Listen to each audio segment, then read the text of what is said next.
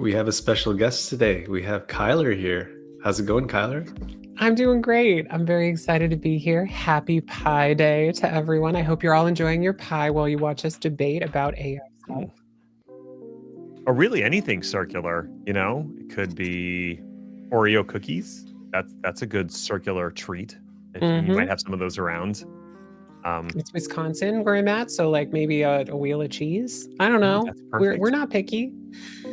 Don't y'all have like cheese wheel competitions where you roll it down a hill so you can get it the farthest? Is that a thing? I haven't like personally attended the cheese rolling competitions, but yes, we do, according to the internet. Okay. Not as cool as the pumpkin chunkin', but still pretty awesome. Yeah.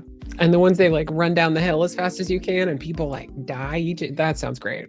And that's what I'm here to talk about today. Running down hills real fast. Oh, yeah. In case no one got the message, that is the topic of today is Kyler in Wisconsin. 100%. Running down hills. Hello, Bob. Welcome to the party. Thank you for coming by. Happy Pi Day to you, too.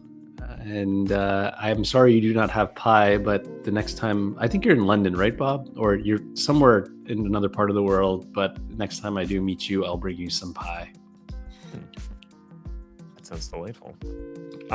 So people don't want to listen to us talk. They're here to see you, Kyler. So for anybody who's not familiar, can you tell the viewers a little bit about yourself, how you ended up here?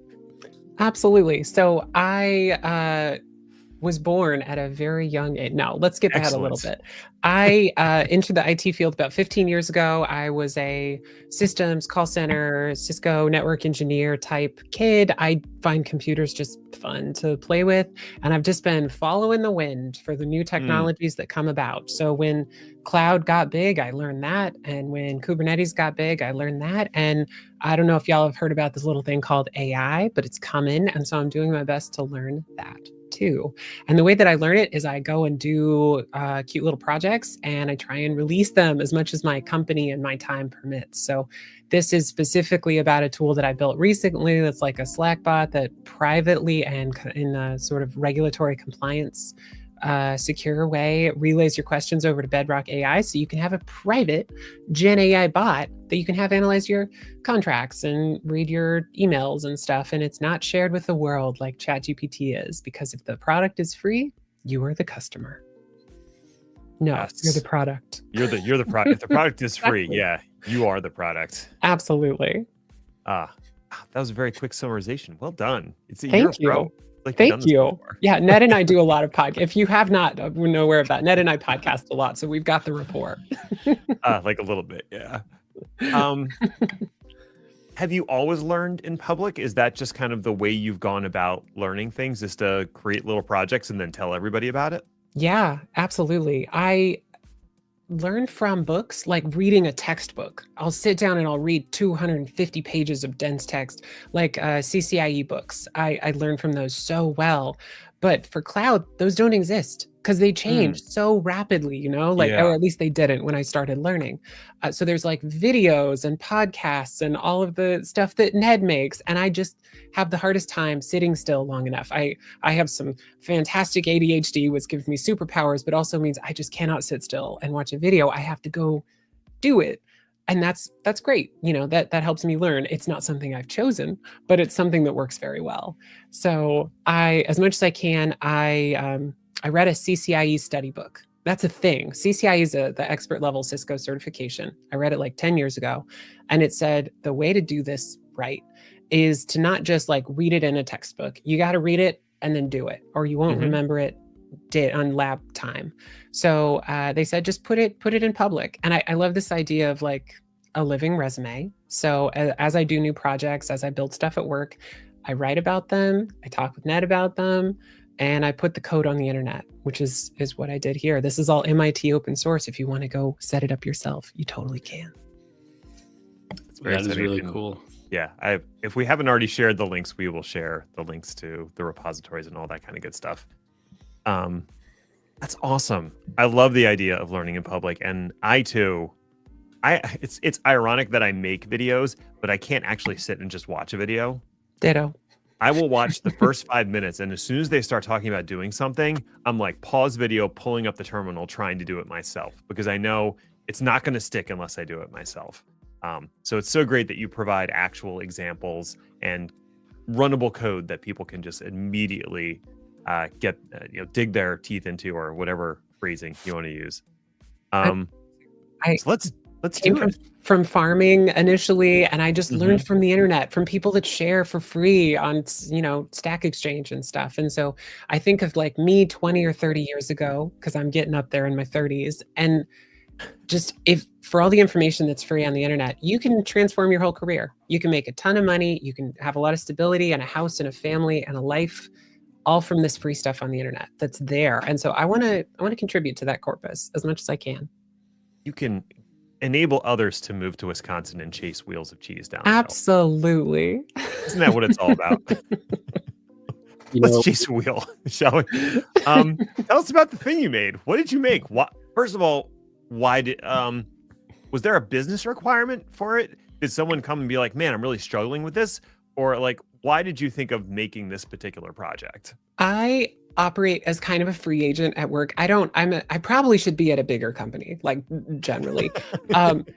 So I'm like at the top of the engineering ladder in terms of IC. I don't want to manage. So like, they're like, this is as far as you go. If you want a promotion, go work somewhere else. And so I kind of operate as a free agent and float around and help with projects that get stuck.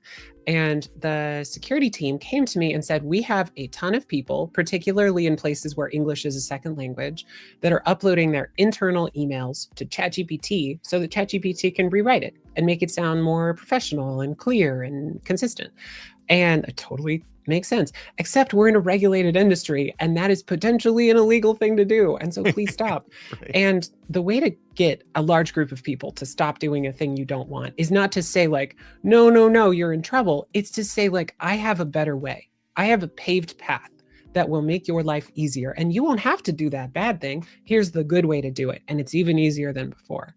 So I kind of ruminated on this for a few days.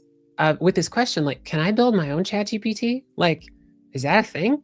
Can I make it close to the users and internal? And I could probably go buy a product or something. I don't want to buy a product. I want to learn AI. Let's go learn some AI. So I started building this, and I absolutely ignored the rest of my job for about 3 months or so. That's just kind of how I work. And I started building this Slack bot because I thought everyone's in Slack. What if I put ChatGPT in Slack and then we make it private? And I started with Azure AI, but I wanted it to be a serverless thing, and I don't like function apps. I just don't understand them very well. So I had it operate with LAMBDA and send stuff over to Azure AI. And one of the architects said, that's silly. Don't have two clouds. So I said, okay, well, I don't want to learn function apps. So we're going to go learn BEDROCK instead. And so BEDROCK is AWS's private AI platform. And you can run public models like this. I'm specifically running Anthropic Claude Sonnet 3.5 and 3.7, but it's private. None of the information you share is shared. And that's the driver for this whole project. So that's important. And so I just wrote this sort of serverless implementation with Python 3.12 that doesn't go EOL till 2028, till I'm hopefully long gone and retired and moved on from this project. And I won't ever have to maintain the infrastructure, and it'll just kind of continue to work. I tend to over-engineer things because I will forget how it works in about 6 weeks, and I don't want to come back and fix it. Not ever, because I won't remember how. So I built it as much as I could to be self-sufficient and self-sustaining and self-repairing, and it works. It works really much better than I expected. And maybe I should have kept this private and started a business, but we're here now. It's free. Please go use the code. So this is part of the please go use the code phase of the project. Oh, so many interesting technical choices you made in there. I want to zoom in on a couple of them, if that's okay. Absolutely. And start with the decision to use BEDROCK. You were concerned about being in a regulated industry and information just being sent to like ChatGPT, which makes no guarantees of keeping your data private. Yep.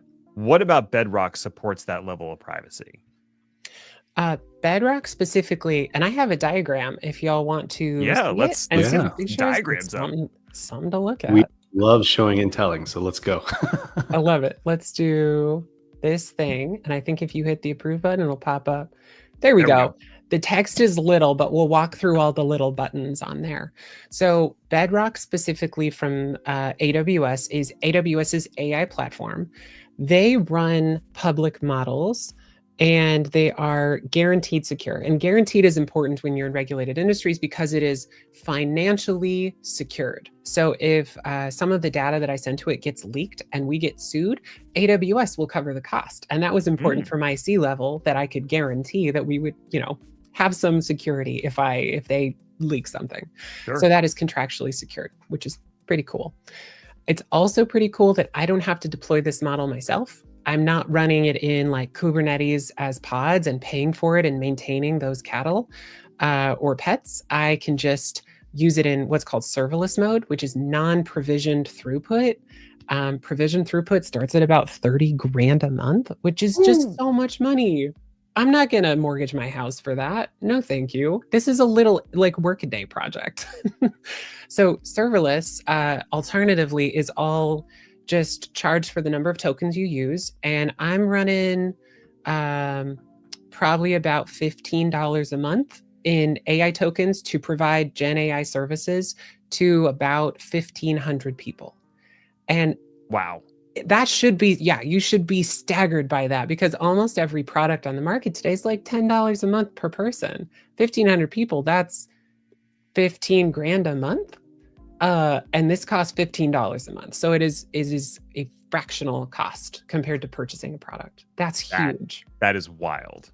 And that's why this should be a startup. And I'm gonna, maybe this is coming. Kicking Tyler yourself. Incorporated. Yeah, totally. What should let's cancel this. I want to keep this code private now. Too late.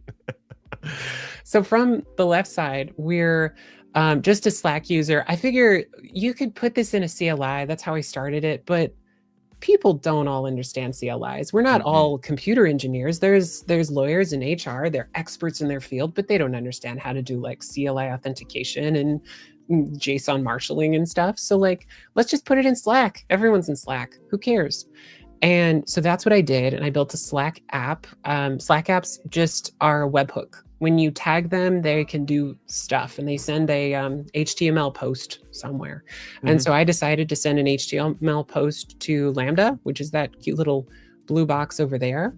That's the receiver. I like it. LAMBDA is great. I'm a big fan of LAMBDA. I wrote all this in Python. I can probably make it a little bit faster in Go, but mostly we're not waiting for my code. We're waiting for like the AI model to do the AI model things and think about the processing. And you would think you just send it over to the model and get a response. But the model needs to understand a bunch of information. So first of all, we had it read all of our Confluence. You probably have Confluence if you're in an enterprise environment, like that's the Jira suite from Atlassian with tickets and wikis and whatever. But you probably have a knowledge base, right? You probably have your information somewhere. So we read it all into a knowledge base.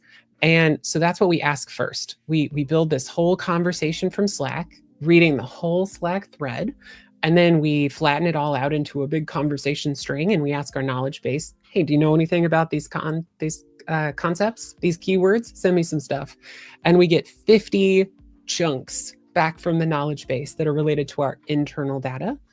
And then we do a re-ranking step that I don't have represented on here, but it basically just evaluates your conversation versus the answers and gives you some relevant stuff. So I have an AI team that has actual AI engineering experience and like a PhD in statistical analysis.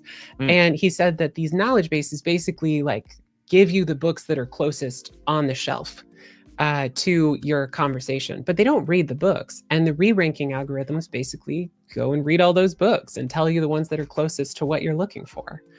And then we append those chunks to the conversation too, and send it over to the Bedrock, to the actual model to get an answer. And we relay that answer back.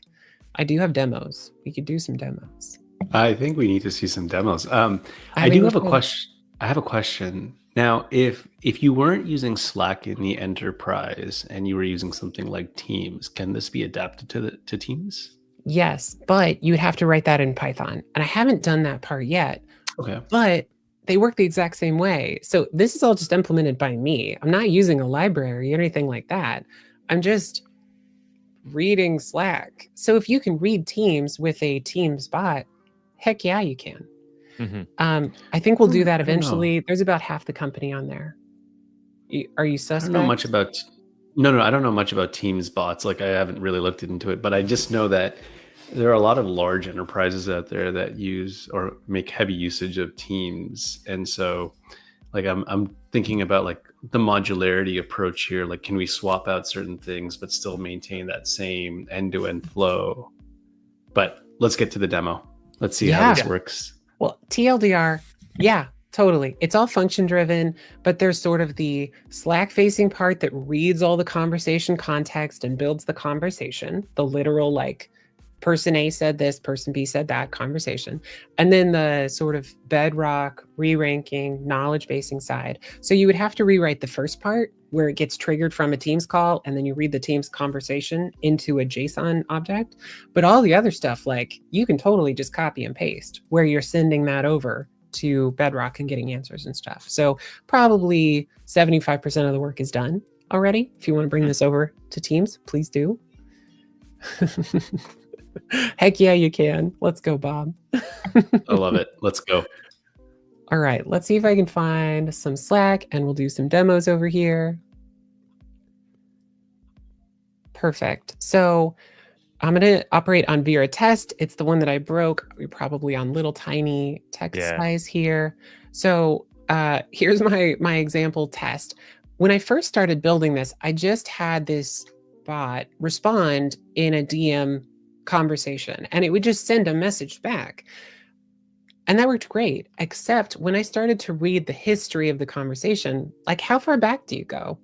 Do you just read all the messages from today? Do you read all the messages from forever? Like suddenly you have 150 messages you're reading on all different topics because you've talked to your bot about all sorts of stuff.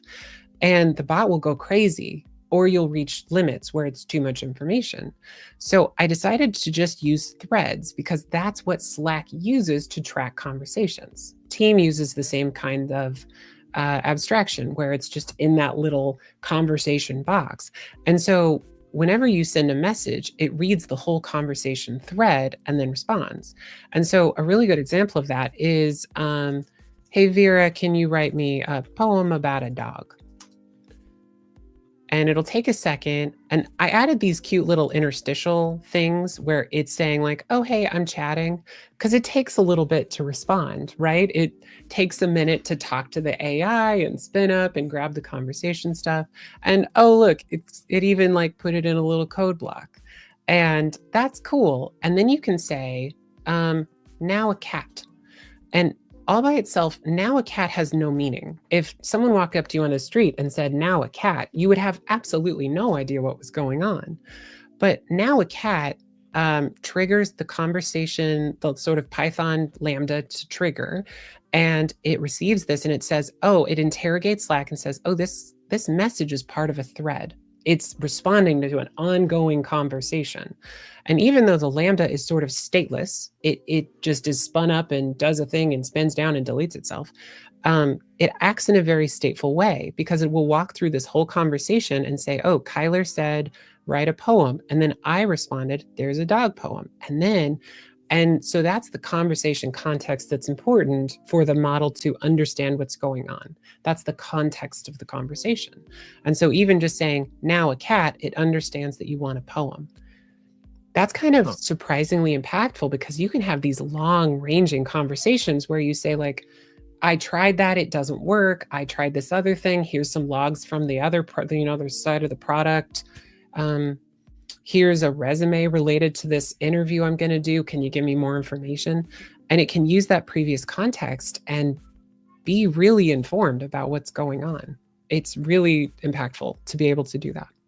So if you wanted to start a totally separate new conversation, you would just start that in the app window.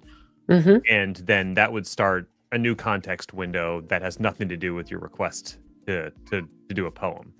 Yeah, absolutely. Very cool. And then if I wanted to continue the conversation about the poem, I'd just jump back in that thread and add another entry there. I was curious how you were maintaining the context in a stateless LAMBDA. And the answer is it's being resubmitted each time. It's sort of Um, using Slack as the database. It's not mhm. actually storing anything about it. I did not want to do any database engineering at all, so I managed to avoid it. You have two lambdas showing in your diagram. Mhm. That interstitial response, is that coming from the first lambda that's kind of like checking for the status of the second one? No, Slack webhooks are incredibly impatient. You have 3 seconds to respond, and if you don't respond in 3 seconds, it says, "Oh, they must have died. I need to send another request to do it again." And it takes longer than 3 seconds generally for these AI models to respond. They take a second. And you can see this yourself at home if you're going to like a ChatGPT or a Sonnet or whatever, talk to it and it'll start responding right away, but it won't finish within 3 seconds. That's just too fast.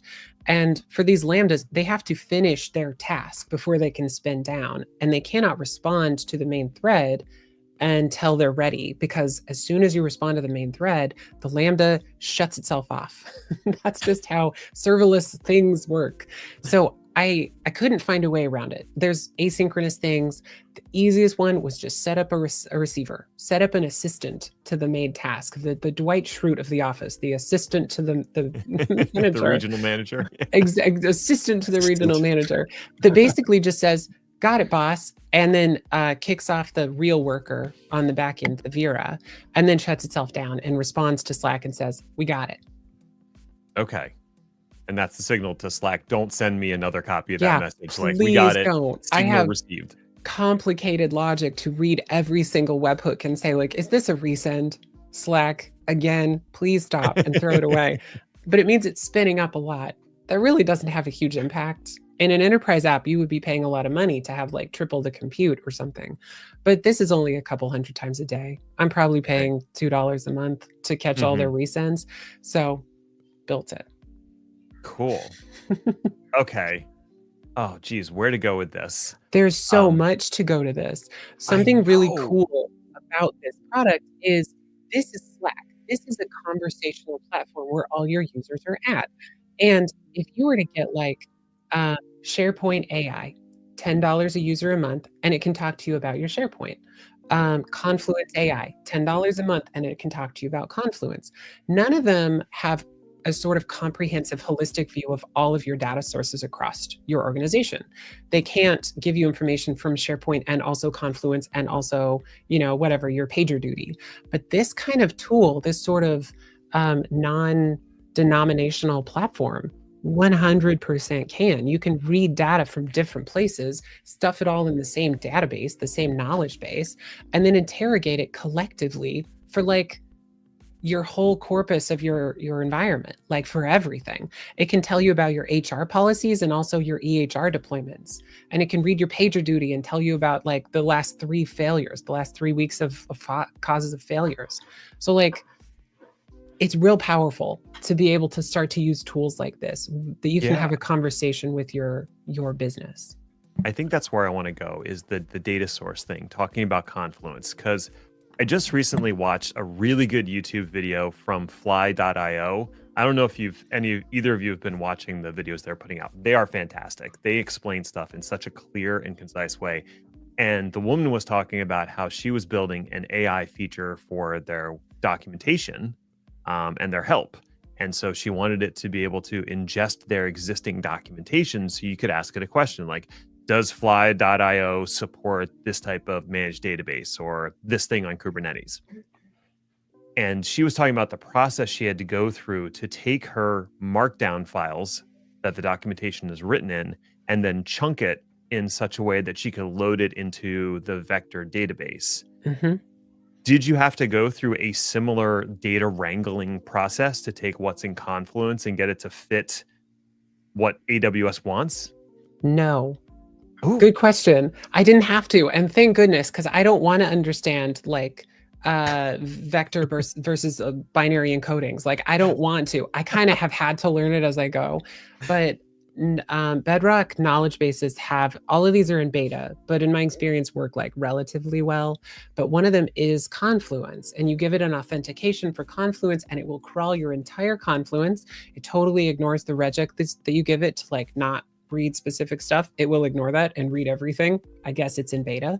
but it will ingest the entirety of your Confluence. But we read 250,000 pages in about 20 hours. So it can read very rapidly, Confluence and SharePoint. And if you were going to give it some markdown files, it natively supports S3 buckets, which are just like a file storage thing from Amazon. And so you can upload these files and then tell your Bedrock knowledge base, like, search, go read the thing. And it will add those vectors to your database, to your knowledge base, and you can then interrogate it about that information.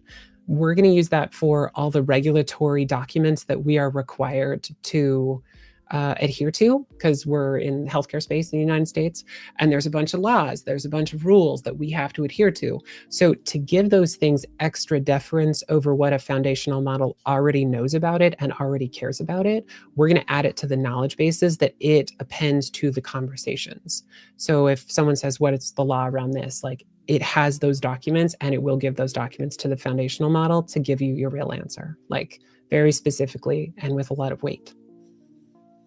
Wow. So that sounds way easier than what she was doing. And I guess that's so much easier between building it all yourself and leveraging some of these managed services to kind of take that burden off of you. Somebody's already written a tool that does the thing that you're trying to do. Absolutely. And that might not have existed a year or two ago if they have been trying to build this. This is all pretty rapidly moving stuff. And in this space, I have a bunch of documents, I want to talk to them. The best tool I have found is not an AWS tool at all. It's on the Azure side called Copilot Studio. And it's their sort of intro tier of learning to work with AI. But you create an agent, and it has this sort of built-in bucket, and you can upload your PDFs or Markdown or whatever, and it will read them, and then you can have a conversation about it. It works really well. It's single user mode in a browser, generally free, I think, because it's the one that they want to hook you. So come over and use it. But, it's free, so whatever. It's not multi-user mode, it's not a Slack bot, but if you just want to talk to your documents, like for basically free, Copilot Studio from Azure, check it out. Wow. All right. We're multi-cloud. I love this. I love it. I do have a question. So while you were going through this, I actually dug into your repo, and I noticed that you're using the Anthropic model, Claude 3 Sonnet, 3.5 Sonnet. What was the motivation behind using that particular model? Or could you just use any model here for this Slack bot?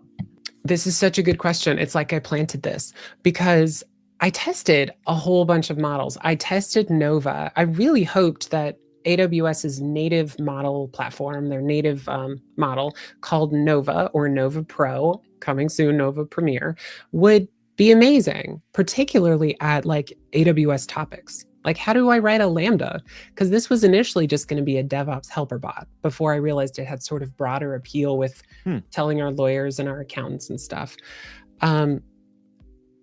It's really bad at debugging AWS. And I don't know, like you would think their model would be heavily trained on their documentation. You would be wrong.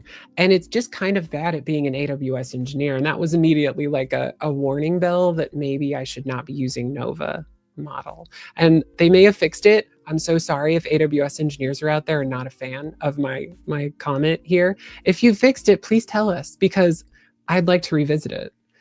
And the reason that I bring that up, so I tested several different models. There's the playground within AWS Bedrock where you can go compare the answers from different models to the same question.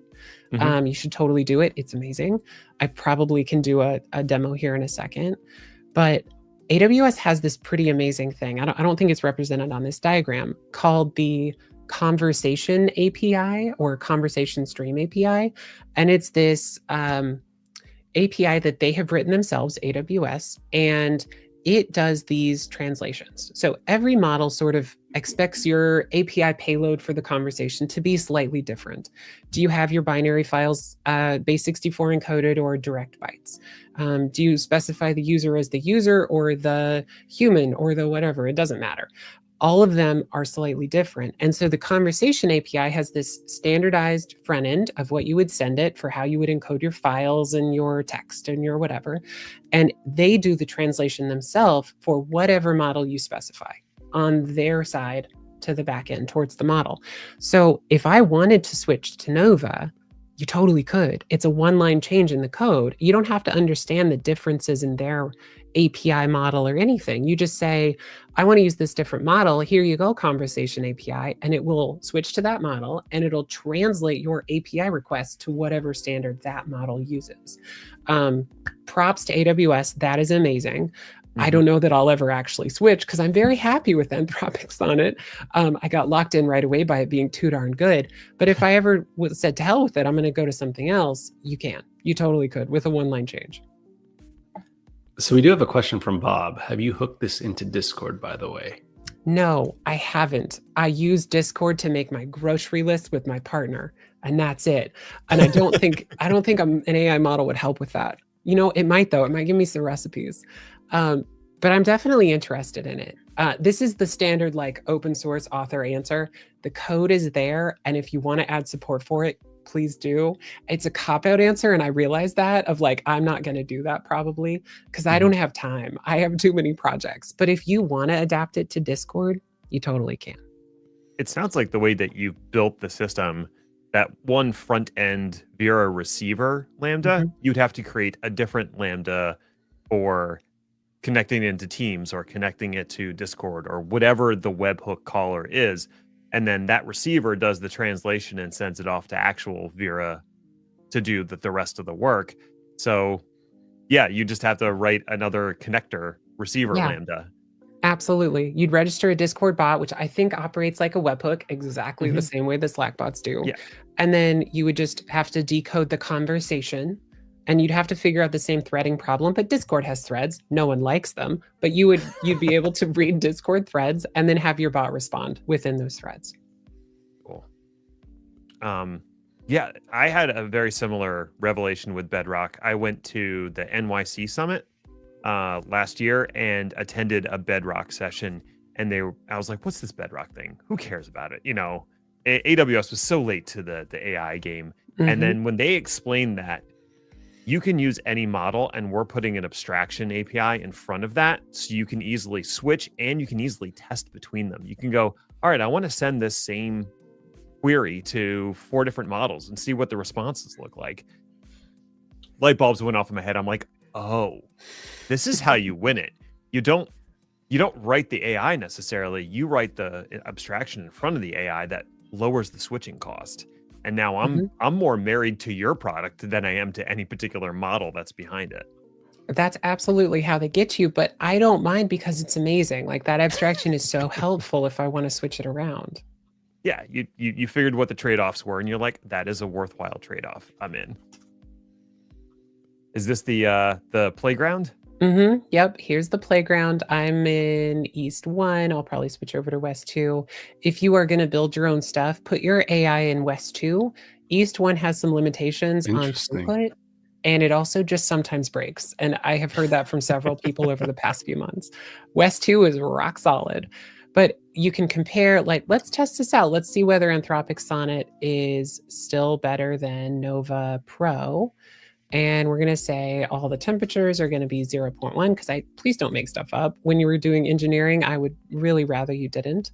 And then we can say, tell me how to write an AWS network firewall config in Terraform. Please leave no step out.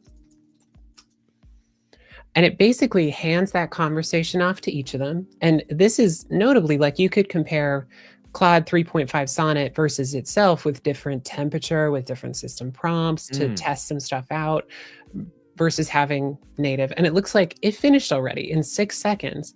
This is probably not going to be as comprehensive. It apparently like stopped. So yeah, it didn't finish. I don't know why it didn't finish. This is a really good example. Thank you, Nova, for breaking during my live demo, because it like that appears to be correct. It's telling you to like create a folder that really is including everything. And it was faster, but it's wrong. And like, I like that it's fast, but if it's wrong, that's not very helpful. So this is also walking through it. This is Claude 3.5 Sonnet. Here's all the config. Here's the follow-on tasks you need to do. So it's just quite a bit more comprehensive. This is the exact same testing I did when I picked the model in the first place. Very cool. Okay, so you did this comparison. You picked the model that seemed to be performing the best for you. Yep. I want to go back to the architecture because I'm seeing some other things in here, and I don't necessarily know what they are. So tell me a little bit about this Bedrock guardrails component. What's that all about? What's that doing? Totally. Guardrails is the safety checker component from AWS. And I mean safety in a couple of different meanings. So safety in terms of violent inputs or violent outputs, harassment, sexual content, stuff like that. Like for a Workday app or when you're chatting with your car dealership on the web, if it starts telling you dirty jokes, like you probably are not very comfortable. We probably don't want to be paying for tokens for that. So you can filter those out. And instead of generating a response or even potentially passing it all the way to your model where you're paying for it to do something, it just says no, and it whaps you on the nose with a little newspaper. No. But it also notably can do some really flexible stuff in terms of safety. Like I realized pretty early on, this product has read our Confluence. That has a great deal of our project plans and when we're going to be launching projects, like it's our schedule and stuff like that. And we're not currently a publicly traded company. It's confusing and it's a long story. But if we were a publicly traded company, it would be illegal to use insider information to know when to like purchase the stock and stuff. And this bot, by virtue of reading all of our project plans and all of our schedules, probably knows when we're going to go live with projects that would affect our stock price. So if you were to say, hey, bot, should I purchase? When's the next time in the next 6 months that I should purchase stock for this company? Giving that answer would be fraud. It would be like a crime. So we added this information. I think I can pull this up again. Did I close this? You can give it natural language filters and say, hey, please don't tell people about stuff like this. And here's our working draft version. And down here, there's PII down here that you can filter, but here's denied topics, investment. And you can say, when someone asks about investment advice, just say no. Say, I'm sorry, I can't tell you where to invest your money or when to purchase stock. Just say no. Right. This is not a built-in. This is something that we added. Refers to inquiries, guidance, and recommendations regarding the allocation of your funds. So if it detects this, it's basically a whole AI conversation that's built into this platform to say, is this an inappropriate question or is this an inappropriate response? And you configure them separately each direction towards your model in a way, and it can filter that conversation. It's really flexible. I've been pretty happy with it, other than the lack of tracing is a little hard to figure out why it objects sometimes. And if you did, as the user, ask for stock trading tips, the response you would get back would be, I'm not allowed to talk about that kind of thing. We could just ask it. Look at that. Live demos. I love it. Live demos. When should I purchase stock in Veradigm, which is the, Slack place that I have built this? Oh, your input. I love that. If you have questions, I wanted to say, please talk to Kyler, but then I was like, please don't talk to Kyler. Go talk to someone else. I don't want to troubleshoot this for you. That's really cool. I had a question about how you scope down access to what this bot does have access to within your enterprise environment. So it touches Confluence, it touches other systems within your enterprise environment. How do you scope down that access? That's such an incisive question for how this works. The state of the art for AI is pretty poor with, I've been calling this sort of transitive access profiles. So like if Ned and Marino and me have different permissions in the business, like I'm an accountant, so I should see everyone's payroll. If I train the model on our payroll, everyone can access it. And the model itself doesn't have a very good understanding. These models sort of trick us into thinking that they have human understanding of things, and they totally don't. They're guessing at what will make you happy. If I tell you, like, it'll agree with you if you tell it the sky is red. And like AI models are just kind of sycophants at this point, and it's a problem. But transitive access. So there's no real state-of-the-art method like OAuth tokens or something that would be generated through your user's profile and passed through to the model in order to read it. It just can't happen that quickly. you could potentially do it and it would respond like 20 hours later. And that's just not good enough, right? You need it to respond right away.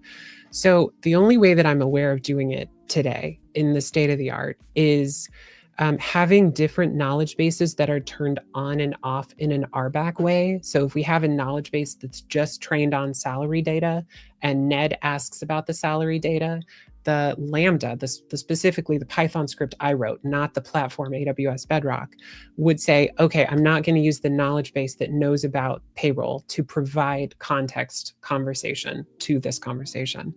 And that would like technically work, but I'm skipping over a lot of costing stuff. Each of these databases, these knowledge bases have a cost, and the cost is pretty significant, among the like $1,000-ish a month. So that cost, every time you try to like slice and dice your access control, there's a literal cost, and it's pretty high. So really the TLDR answer is it's just not a solved problem yet. It just isn't a good solution yet. You can pay for like Slack AI. I think they're much more experts at this. It only tells you about what you're able to read. But for this type of solution, not really. And especially in an enterprise, there's 1,000 different types of data that different people in this sort of matrix model have access to. And there's just not a good way to filter it yet. You just brought up something which I didn't realize, which is each of those knowledge base instances, the little green brain on your diagram, that costs money to have up and running, because that's something that isn't on demand. That's something that AWS is hosting and managing for you. Yeah. What is that thing called? It's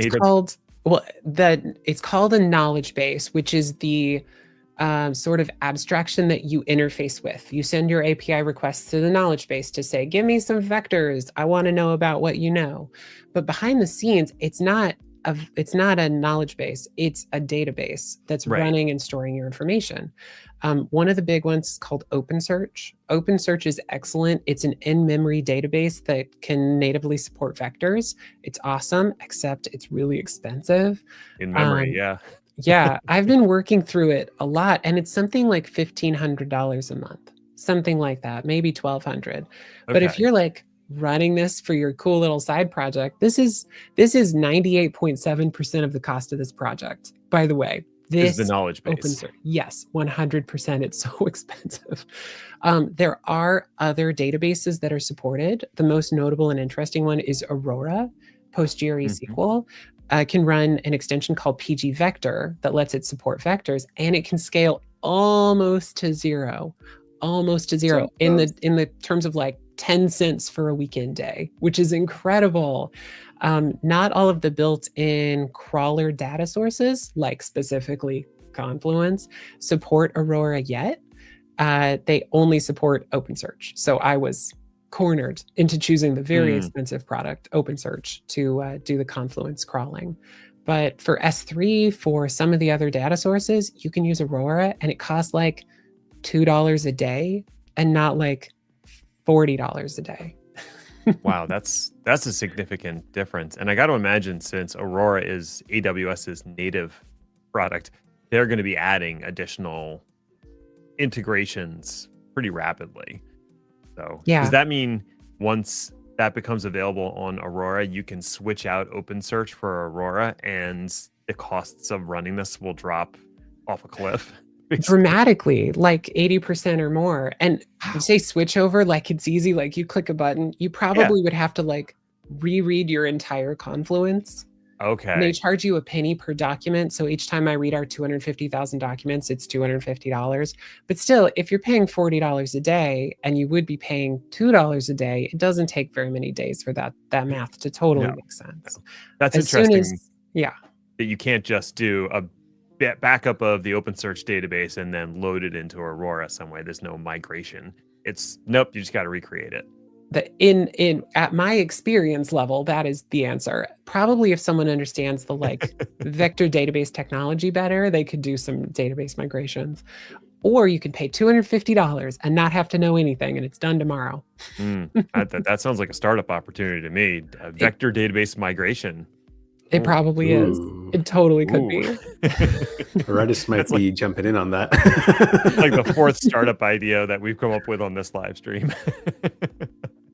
something, this is non sequitur a little bit, but something cool that people have been using with this is not what I expected at all. I thought this would be like code and log troubleshooting bot. It started when I first started it, I called it DevOps bot because I just wanted help like troubleshooting architectures and stuff. But it operates in shared spaces. So you can go into a shared room and talk to her there. That doesn't really matter unless you wanted to participate in the conversation. So if people like Ned and Marino are disagreeing about something and they're having a conversation / argument in a thread, you can tag in Vera and say, hey, like, who do you think is right? And she'll answer. She's not very good at picking sides, but she will. Or you could have her summarize like, hey, there's 40 messages here. I don't have time to read this whole thread. Can you summarize what Ned is saying versus what Marino is saying? And give me like, basic pro cons.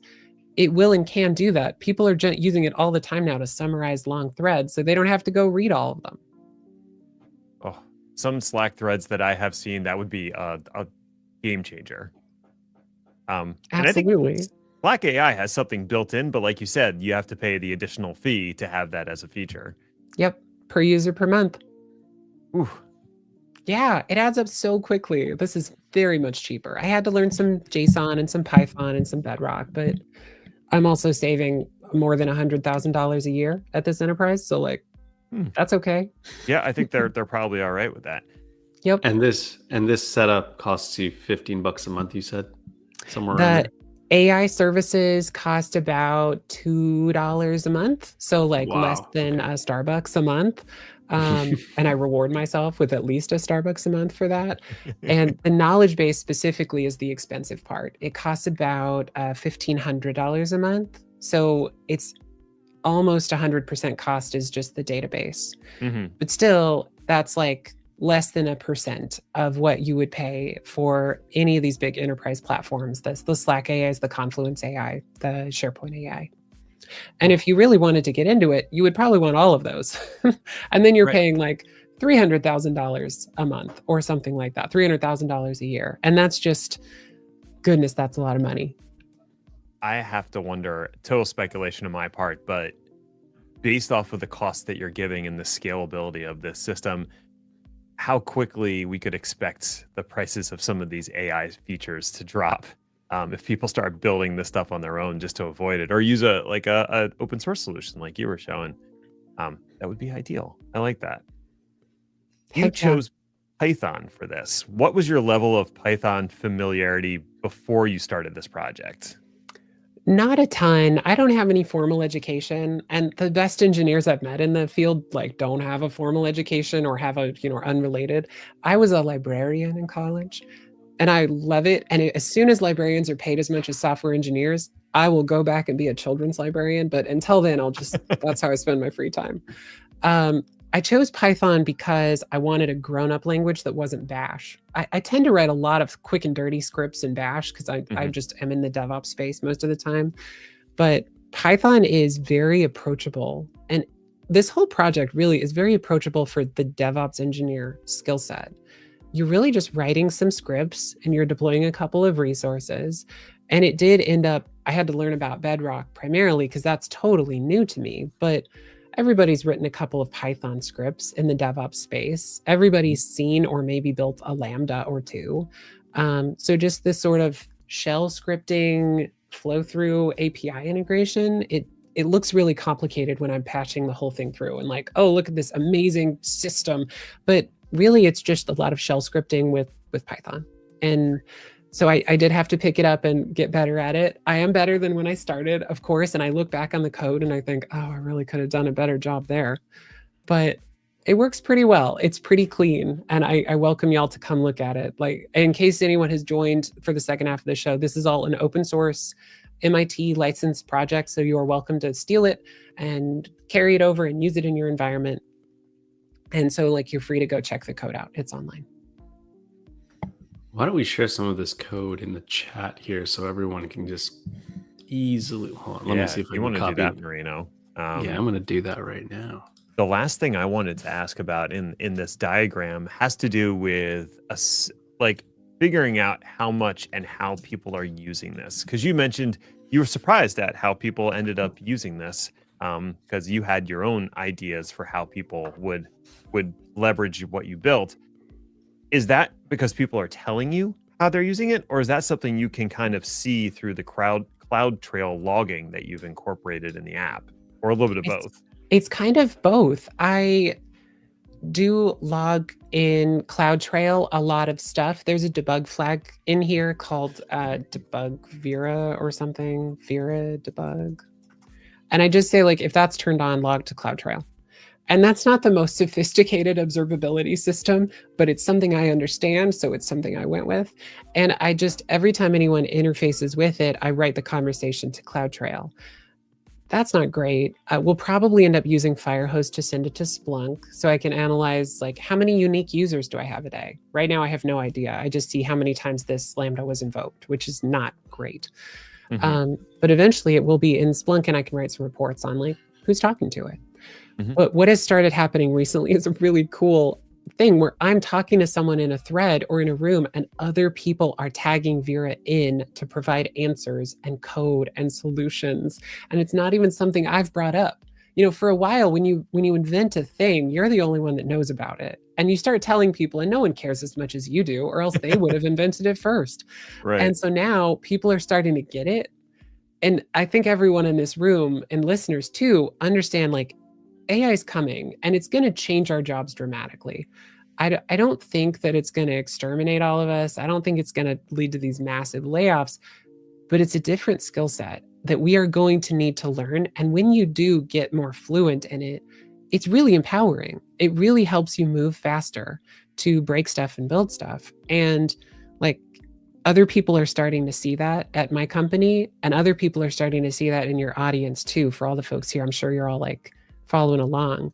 So do look at projects like this, even if it's not mine. Start using Cursor, start playing around with Claude codes, you know, in the CLI, and just seeing, like, what it can do. Make sure you retain your ability to actually write code yourself. You need to do that. Even if, like, the AI can do it for you, you need to understand it. But it's a tool like a hammer, and it will empower you to do even better at your job. Well said. Well said. I just discovered a terminal, an AI-assisted terminal called Warp today, and so I've been messing around with that, and that is also pretty cool. So if you don't want to have a full-blown IDE, but you want, like, that sort of AI conversation inside of a terminal, Warp does that, and you can pick which model. I went with Claude Sonnet because that seems to be the most technically adept one. I had it. I was like, hey, I want you to spin up a Vault dev server for me and create this policy and this auth method. And it ran through the whole thing and did it for me and showed me all the commands before it did anything. I was like, wow. Isn't it amazing? And if your expertise is like, I have some commands in a notebook, that's not good enough. You need to understand why. Because the bot, as brilliant as they seem, they don't know why you're doing any of this. Yes. They know how. They've read a lot of documents to know how to do a thing that you ask it to do. But if you're like, you know, go build an app, I need to build a thing, it doesn't know. It's going to pick a random language that it's found on the internet, and it's going to do it. And if it's like, oh, you know, I can't do that, it'll say, oh, that's fine, I'll just rewrite it in something else. And it's really a social experience compared with programming. Like, generally, like, this legacy programming is solitary, right? You're writing code yourself. You do a PR like once a day or once every 2 days, and someone checks it out and says, you know, they don't actually read it. They say, I don't know, it looks fine. Looks and good they to me. they prove it. Yeah. LGTM, rocket ship, go. But with these AI models, it's very much pair programming, and it's not with a very good programmer. I love They that. understand syntax really well, but they're going to do a lot of dumb stuff, and they're going to do a lot of insecure stuff. And you need to be able to, with your pair programmer AI, catch when it does that and challenge it and say, I don't think that's secure. I think you just made up that API call. That doesn't exist. We definitely experienced that. As we've been building our project, we have been using AI to help us write the code, and it definitely invoked APIs that don't exist and called functions that don't exist, and we're like, whoa. I mean, maybe it reads into the future. Maybe it knows the future and we just don't know about it yet. I don't know. It looks like something someone will invent someday, so let's put it in the code base today. This has been fascinating. Thank you, Kyler, for coming on and sharing your wealth of knowledge with us. Before people drop off the stream, I want to mention that Kyler and we have a podcast together called Day 2 DevOps. And right now we are running a charity drive that benefits the Trevor Project. You can pick up an awesome Day 2 DevOps t-shirt and support a worthy cause. Today is the last day of the charity drive. So if you go to day2devops/hugops, you can pick up an awesome shirt and support an amazing cause. And I'll include the link in the comments for everyone if they want to go do that.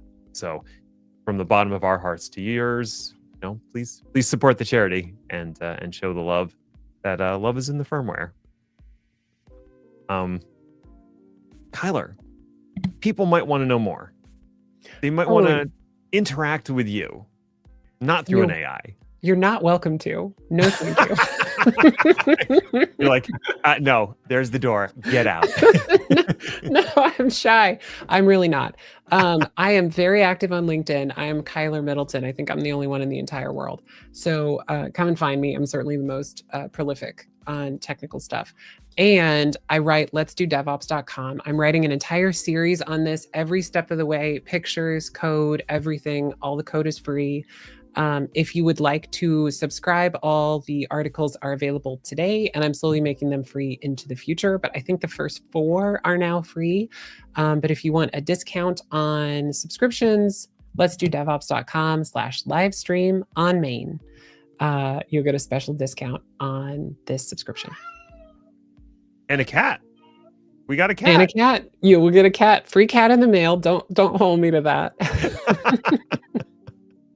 I think USPS might have something to say about that. They might.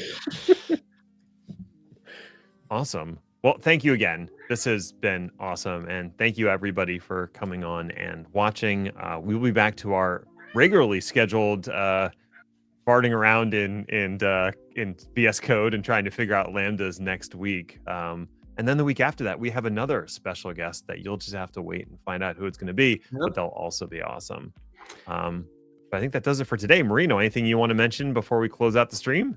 I just couldn't stop thinking about the fact that you brought up the CCNA and your vast background in networking, because that's my passion. So thank you for bringing that up and reigniting that passion for me.